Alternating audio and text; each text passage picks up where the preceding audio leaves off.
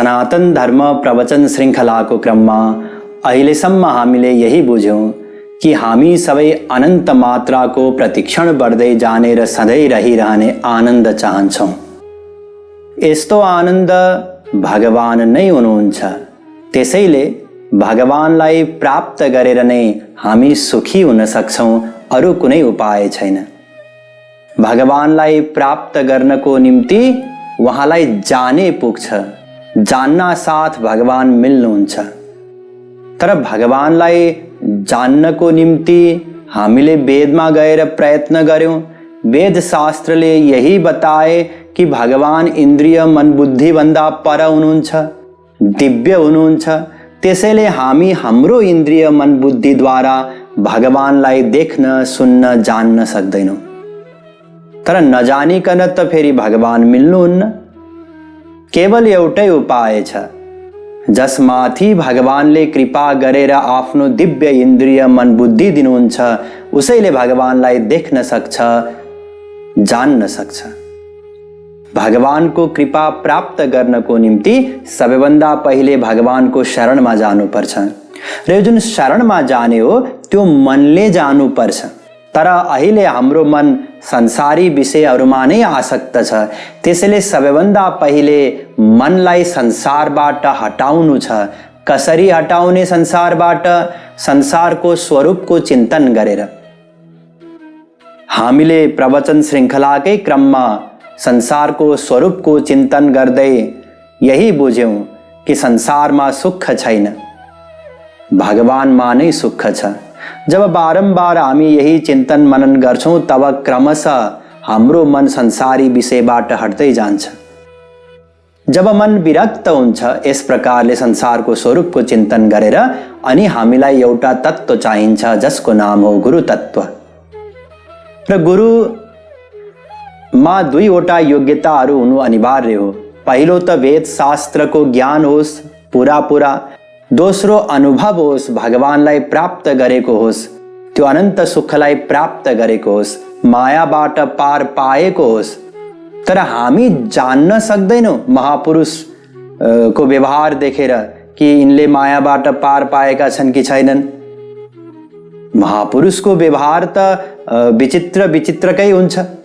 यसअघि हामीले विस्तारमा चर्चा गरिसक्यौँ कि महापुरुष माया भन्दा पर हुँदै पनि माइक कार्यहरू गर्नुहुन्छ। महापुरुषले स्वयं त्यो अनन्त सुखले युक्त हुनुहुन्छ भित्रबाट, तर बाहिरबाट हामीले जस्तै साधारण व्यवहार गर्नुहुन्छ र कैयौं अवस्थामा हाम्रो व्यवहार भन्दा पनि तल्लो स्तरको व्यवहार गर्नुहुन्छ।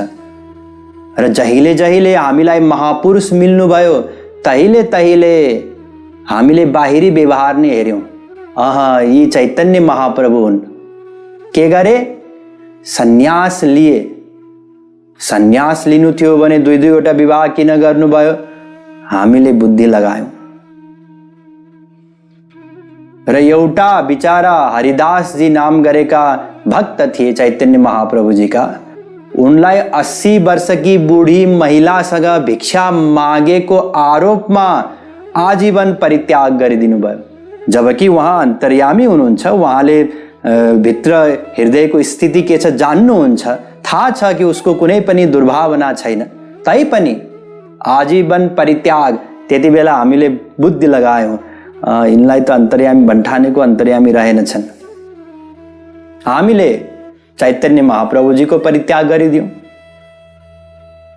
यही घट्यो। अनादिकालदेखि हामीलाई सन्तहरू पनि अनेक पटक मिल्नुभयो, वास्तविक महापुरुष पनि मिल्नुभयो। तर हामीले के गर्यौं भने बाहिरी व्यवहार हेर्यौं। जो महापुरुषहरू हुनुहुन्छ उहाँहरू दिव्य प्रेमले युक्त हुनुहुन्छ र त्यो दिव्य प्रेम जसको सर्वोच्च स्वरूप हो गोपी प्रेम, त्यो गोपी प्रेम प्राप्त गर्नको निम्ति त ब्रह्मादिहरू लालयित रहन्छन्, तपस्या गरे तैपनि प्राप्त गर्न सकेनन्। रूप गोस्वामीजी महाराजले प्रशंसा गर्नुभएको छ, ती भक्तहरू धन्य हुन्।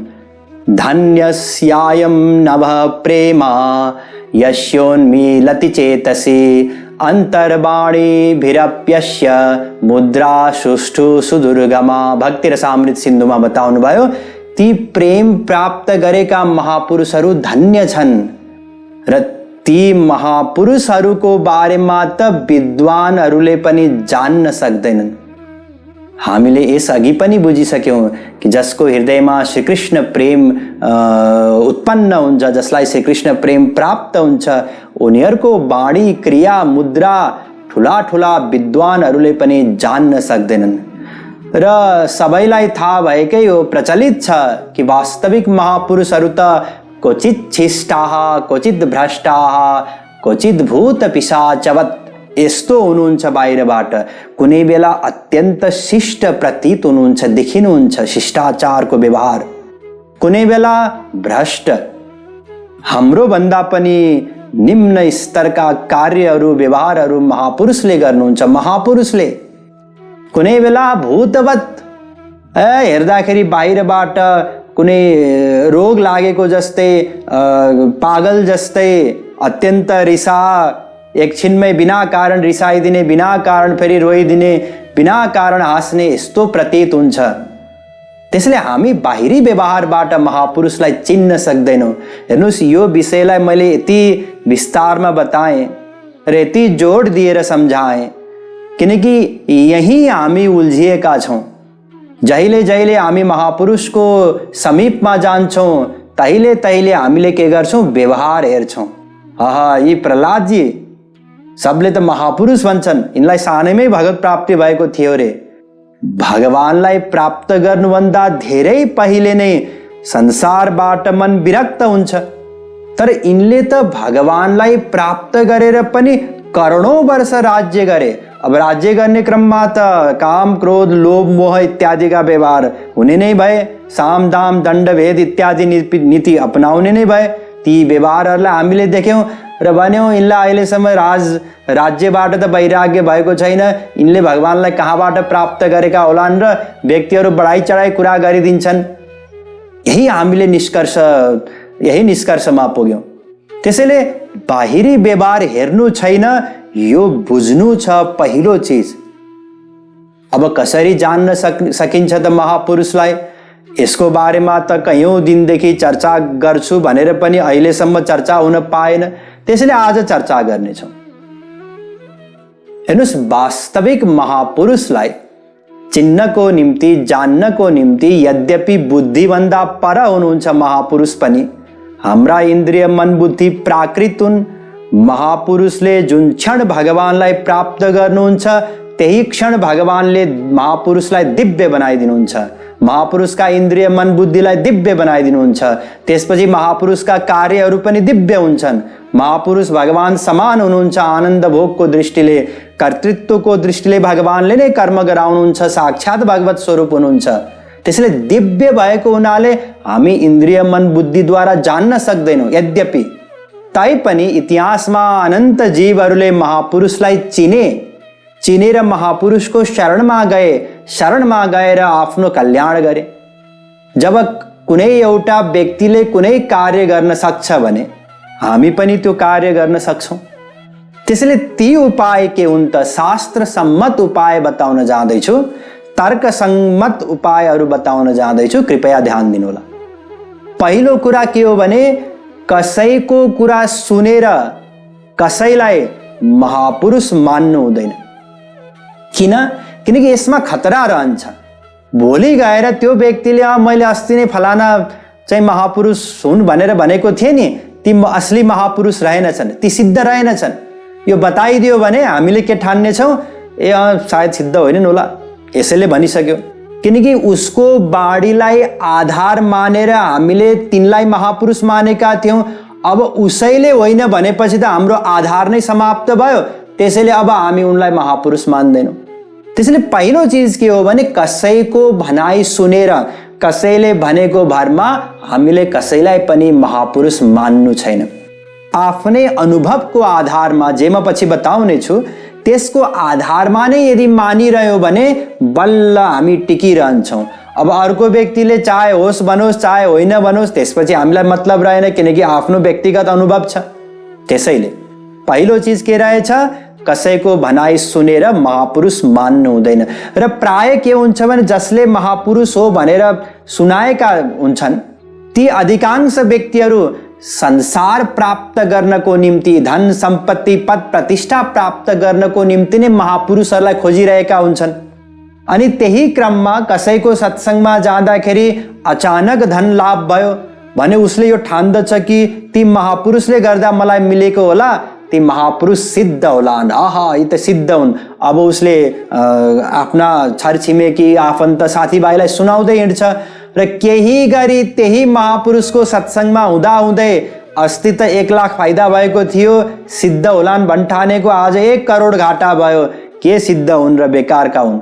अस्ति पुत्र प्राप्त भएको थियो, उनको सत्सङ्गमा जानाले धेरै समयदेखि पुत्र हुन सकेको थिएन, उनको सत्सङ्गमा गइरहेको थिएँ, आशीर्वाद मागिरहेको थिएँ, अब त्यही छोरा पनि मर्यो।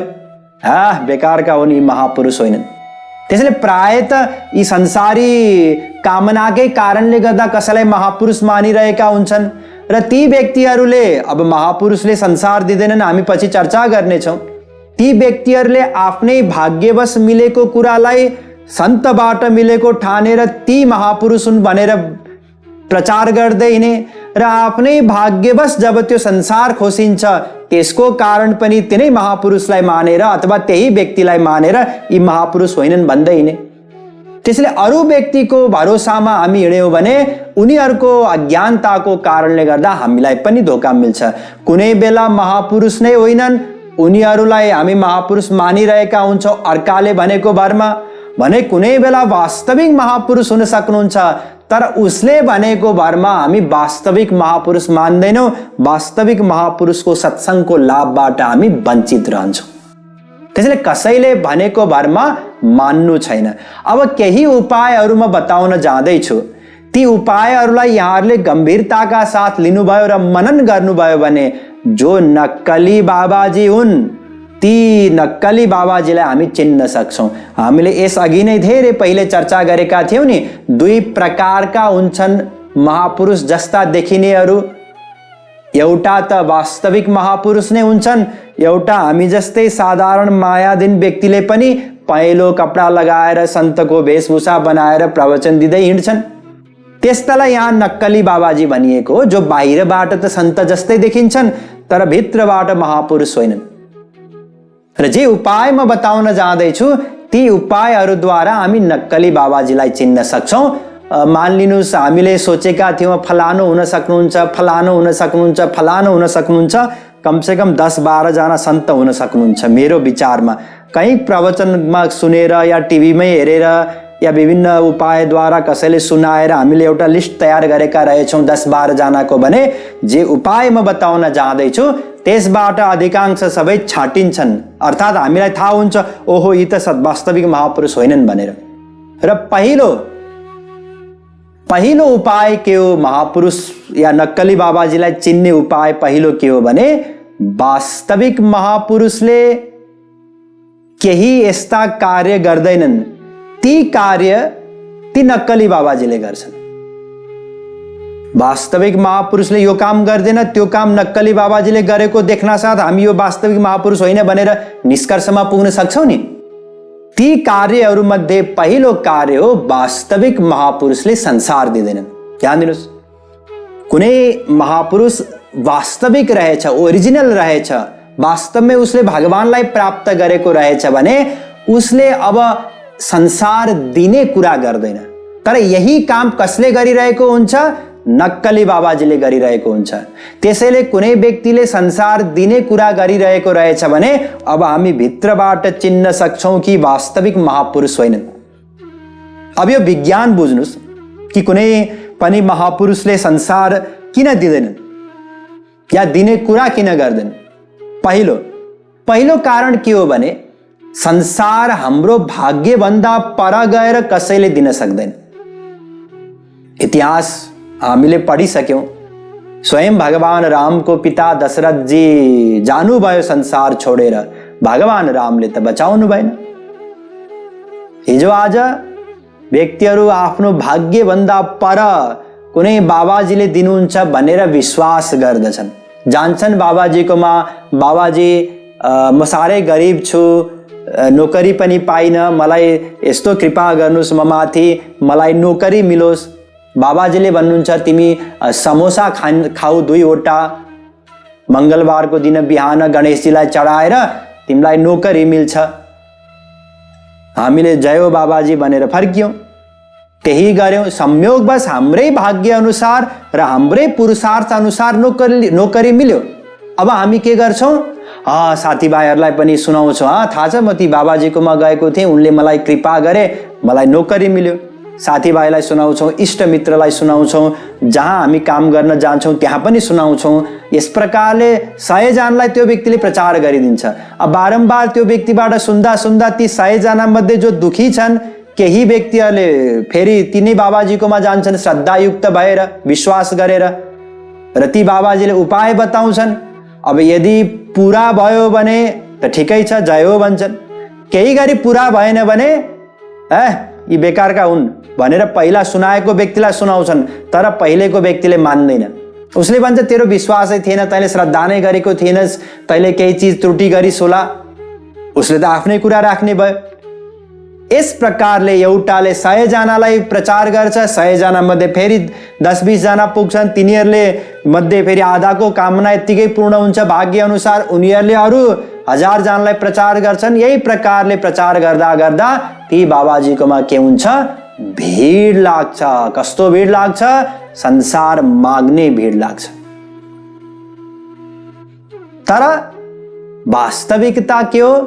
वास्तविकता के हो भने जो वास्तविक महापुरुष हुनुहुन्छ, मर्मज्ञ हुनुहुन्छ, उहाँले त आफ्नो शरणमा आएका जीवहरूलाई सम्झाउनुहुन्छ कि बाबु संसारमा सुख छैन, तिमी त अनन्त सुख चाहन्छौ, त्यो अनन्त सुख भगवानबाट मिल्छ, किनकि भगवान नै आनन्द हुनुहुन्छ।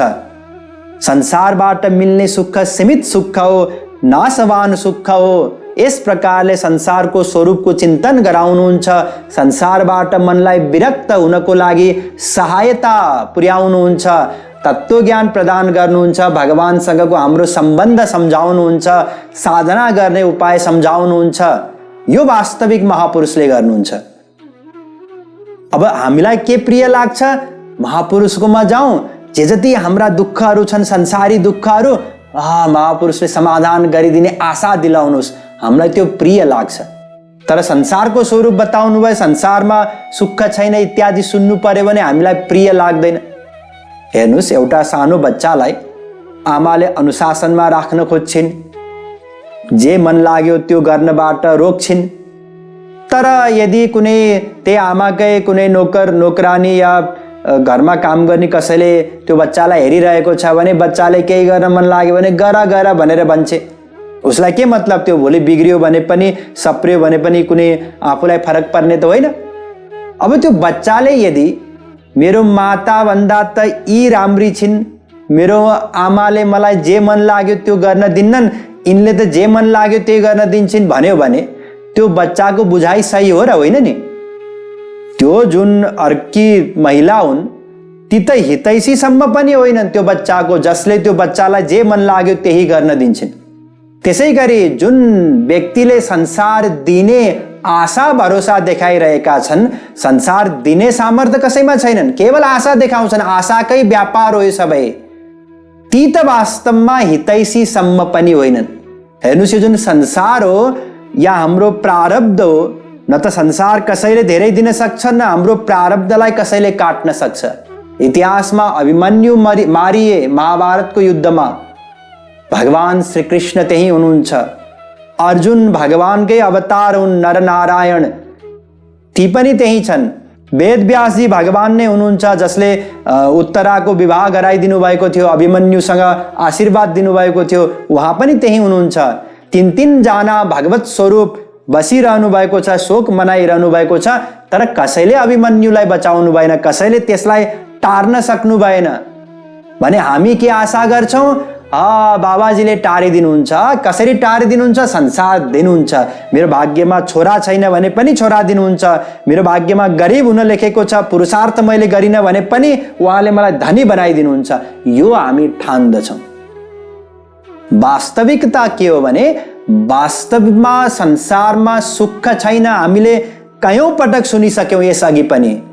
संसार आध्यात्मिक साधनाको निम्ति बाधक हो यो पनि सुनिसक्यौं। त्यसैले भगवानले के गर्नुहुन्छ?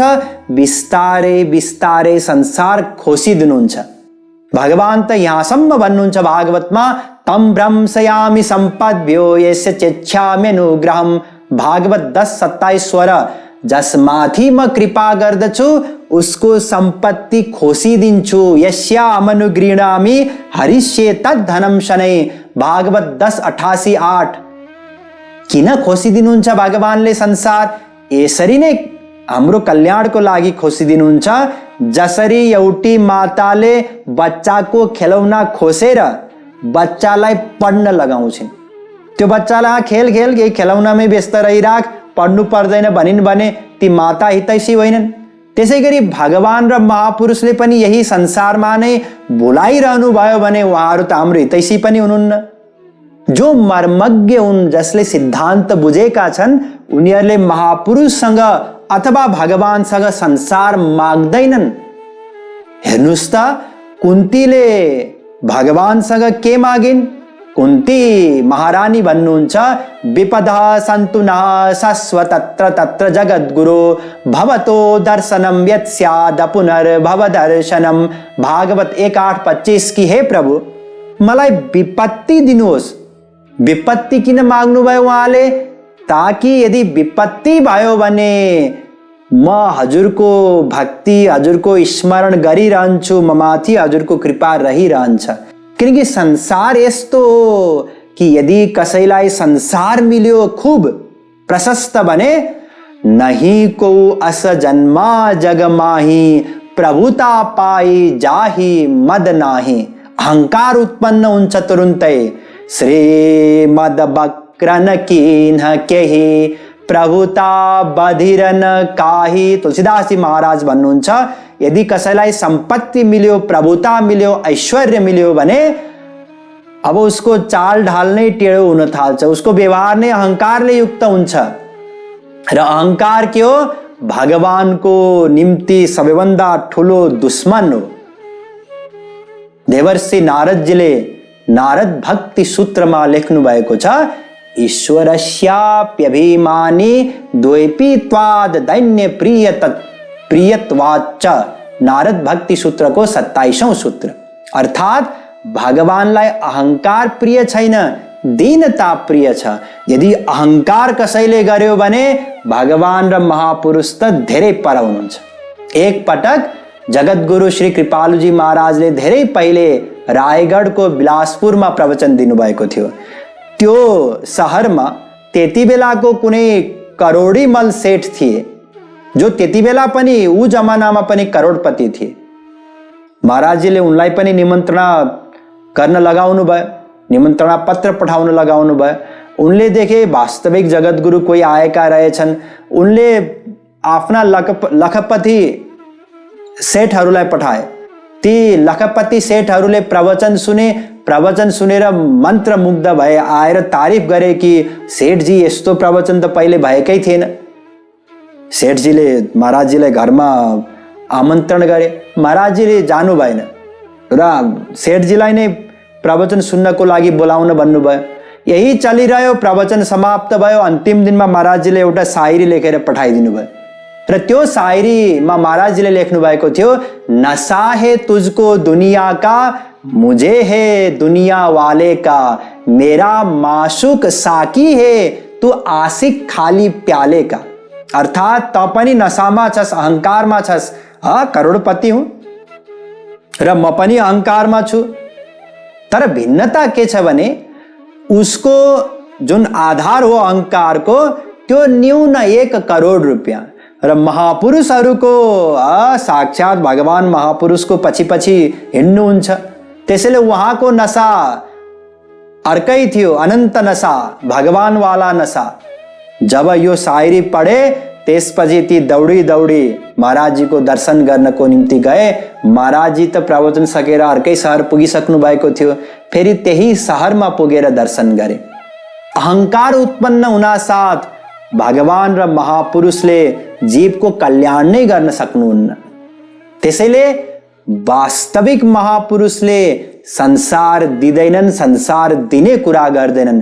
यदि कसैले संसार दिने कुरा गरिरहेको रहेछ, हामी सत्संगमा जाँदा देख्यौं भने भित्रबाट अब हामी बुझ्न सक्छौं कि वास्तविक महापुरुष होइनन्, किनकि वास्तविक महापुरुष भएको भए संसार दिने कुरै गर्दैनथे। त्यसैले यो पहिलो उपाय। अब दोस्रो उपाय पनि छ र अरू पनि उपायहरू छन्, जसको बारेमा चर्चा गर्दै फेरि नक्कली बाबाजीलाई कसरी चिन्न सकिन्छ त्यसको समाधान गरिनेछ, तर आज होइन, भोलि। वृन्दावन बिहारी लाल की जय।